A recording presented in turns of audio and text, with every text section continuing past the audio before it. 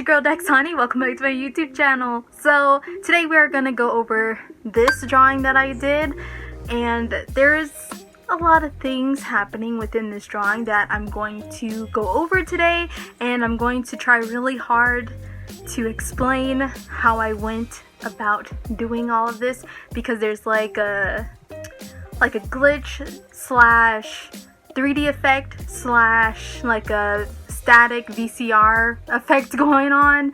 So it's easy, but right now my mind tends to like over explain things. But anyways, there will be stuff down in the description box as far as like the name of the apps that I use, a YouTube video that I saw on how to do certain effects and all that jazz. So yeah, bear with me and let's get into this video.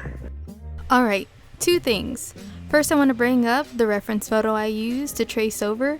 It's a photo of myself, so please don't mind the stomach right now because these abs are under construction. Second, I know a lot of people talk mad trash about tracing. Yes, it can be bad if you trace other people's work without crediting or stating your source, but I just wanted you all to know that I used me, myself, and I was feeling myself, and so I thought to take a picture, and so I drew a character, and that's okay. And besides, Ross Draws usually does this with his artworks, which is quite fascinating in my opinion, and it works. I am still working on how to do anatomy without having to trace like this, but I wanted to do something quick, and besides, it's kind of different, I guess.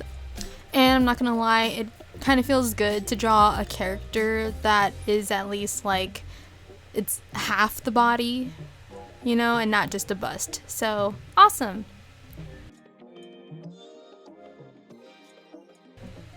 When sketching this, I was having a seriously hard time deciding on hairstyles. I didn't know if I wanted the hair down. I didn't know if I wanted the hair to be kind of like a poofy curly, kind of like mine.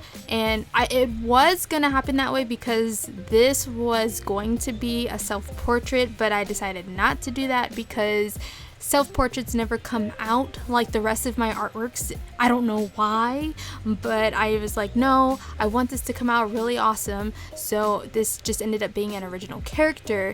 So I've been obsessing with braids, I think, as I said in my last video. So I did this really long braid, and being that she has on this baggy sweatshirt on, I was like, oh, a hat would be super awesome for this. And even though my hat skills aren't on point drawing wise, I think I did a pretty decent job. So I'm not even gonna complain. Like, I have a hat on in the reference photo, but I knew it would be easier, and I think it just looked nicer if I had her wear the hat backwards. Plus it's a cute hairstyle, and there's like this 90s vibe going on too. Also, you'll notice that I put numbers on the jacket, and that was just kind of a way for me to kind of decide where colors go. So like all the ones would be the same color, and as you can see, obviously. And this is where the trouble began.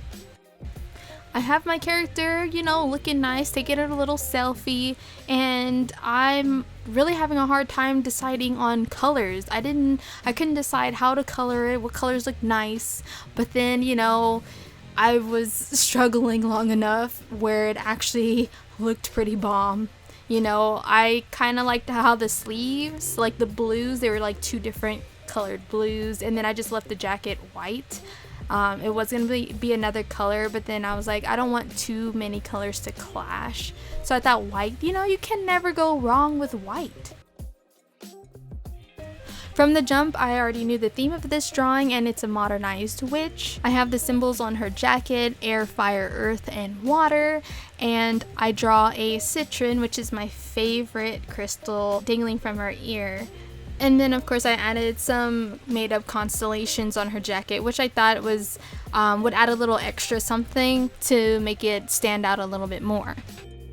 Anyways, overall I wanted this image to appear like a recorded selfie, but in that old-fashioned VCR glitch with scan lines and a 3D effect. And yes, I know she has an iPhone 11, but for aesthetic purposes, people have apps or filters on their phones to create such effect. So let's pretend my character has one of those on her phone, because I know there's going to be some smartass in the comments talking about an iPhone 11 doesn't do that. It has better quality and blah blah blah. Okay, whatever, we get it. Like, I just know I've been on social media long enough to come across these smartasses.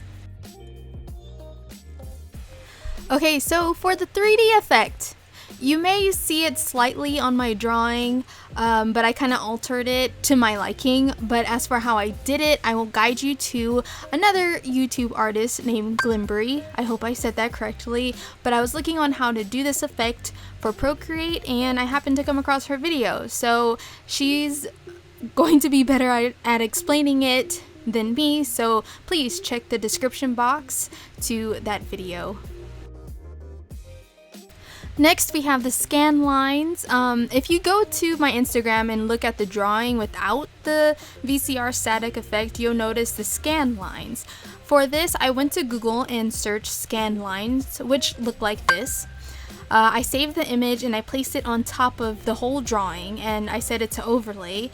Soft light works too, but you may want to bring down the opacity on either soft light or overlay, depending on how strong you want it to show on your drawing. For the 3D effect on the words record, I just simply duplicated the word a few times and changed the colors and used white, red, and green, and that was what was easiest to do, so that works.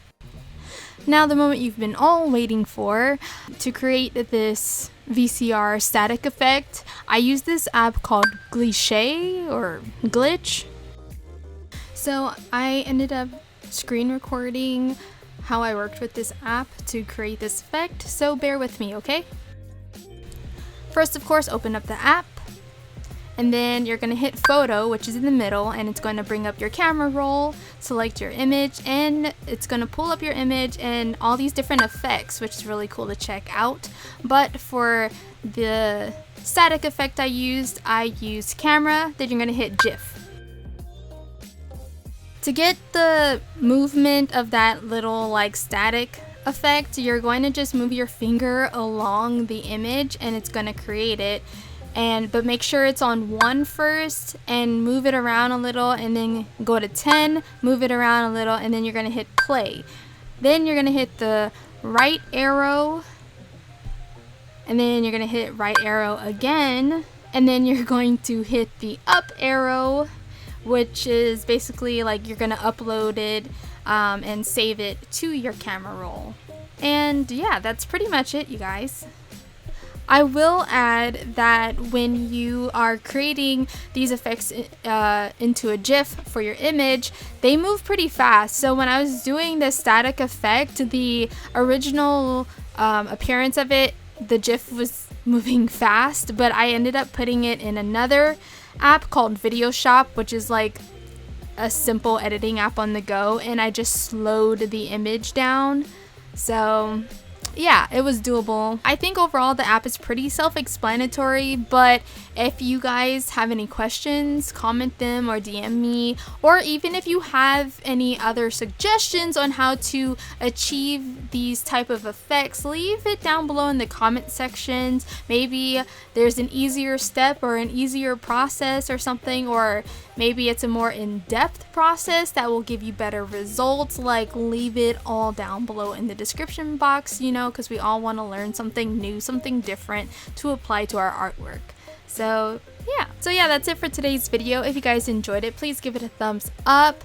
If you are new, feel free to subscribe, but don't feel obligated to. It's just a suggestion. But anyways, as always, thank you all for listening. Thanks for watching, and I shall chat with you soon in the next video. Bye!